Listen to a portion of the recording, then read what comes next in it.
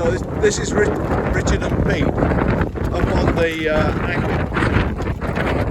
windlass. Right, what are you doing and what? This over by hand to check the function of the valves and the pistons. It won't operate the anchor chain because we haven't got the clutches engaged.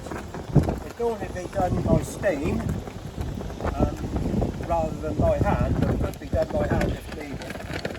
What you can see here is the valve section, and we've got the top cover off at the moment. We've made a gasket for it, and you can see the valves operating as we've, and that's how it would have been with the steam on it. So we've got the top cover off. That'll do now for now, Richard.